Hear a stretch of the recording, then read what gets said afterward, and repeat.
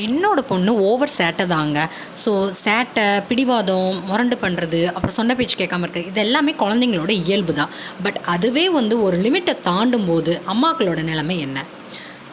So இதுக்கு என்ன தான் தீர்வு அப்படின்னு பார்த்தோன்னா, நம்ம அடித்தாலோ இல்லை வந்து திட்டினாலோ இல்லை எதாவது பனிஷ்மெண்ட் கொடுத்தாலோ குழந்தைங்க கண்டிப்பாக சேஞ்ச் ஆக போகிறது இல்லை.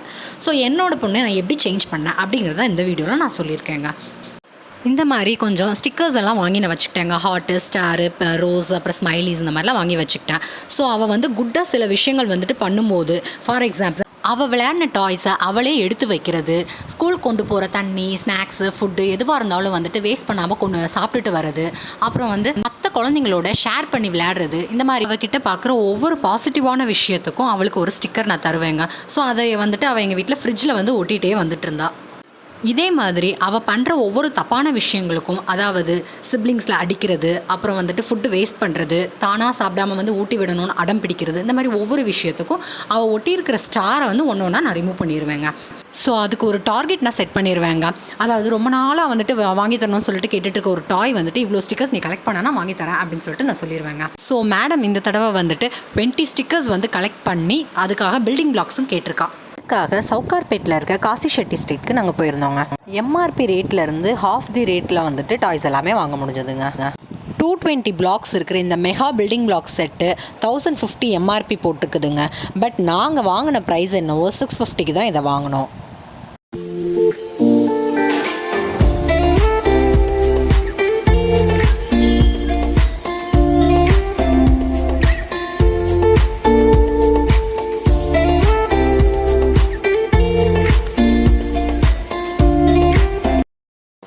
இதோட நிறைய ஸ்டிக்கர்ஸும் அதோட வந்துட்டு சாம்பிள் ஷேப்ஸும் இருந்ததுங்க உள்ள.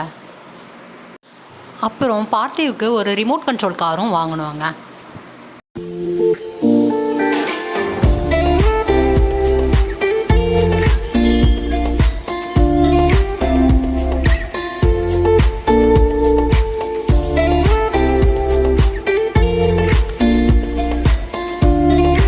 இதோட ப்ரைஸ் வந்துட்டு 1290 வந்துட்டு எம்ஆர்பி போட்டிருக்குது. பட் நாங்கள் இது வெறும் 500க்கு தாங்க வாங்கினோம். இந்த பாக்ஸில் காரோட ரிமோட் கண்ட்ரோலும் அப்புறம் சார்ஜிங் கேபிளும் கொடுத்துருக்காங்க. ஸோ நம்ம ரிமோட்க்கு மட்டும் பேட்டரி போட்டுக்கலாம். காருக்கு வந்துட்டு நம்ம பேட்டரி போட வேண்டிய அவசியம் கிடையாது. சார்ஜ் கேபிள் யூஸ் பண்ணி காருக்கு வந்துட்டு 2 hours சார்ஜ் போட்டுட்டு நம்ம அதை யூஸ் பண்ணிக்கலாங்க.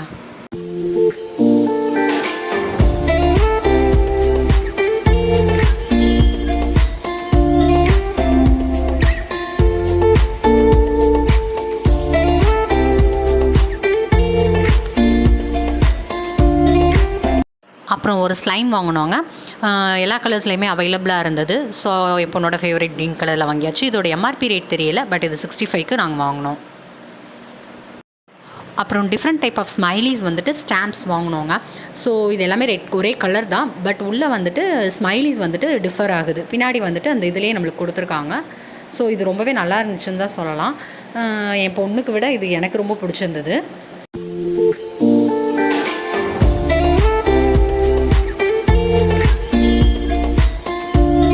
அப்புறம் திதிக்ஷாவுக்கு கொஞ்சம் கலரிங் புக்ஸ்லாம் வாங்கினோம். ஸோ கலரிங் புக்ஸு அப்புறம் இந்த ஸ்டாம்ப் இதெல்லாமே சேர்த்து 275 தாங்க ஆச்சு. ஸோ ஷாப்பிங் முடிச்சுட்டு வெயிலோட வெயிலாக வீட்டுக்கு வந்து சேர்ந்தாச்சுங்க. என்னோட இந்த வீடியோ உங்களுக்கு பிடிச்சிருந்ததுன்னா கண்டிப்பாக சேனலுக்கு சப்ஸ்கிரைப் பண்ணுங்கள். அப்கமிங் வீடியோஸோட நோட்டிஃபிகேஷன் பார்க்க பெல் பட்டனையும் கிளிக் பண்ணுங்கள். தேங்க்யூ.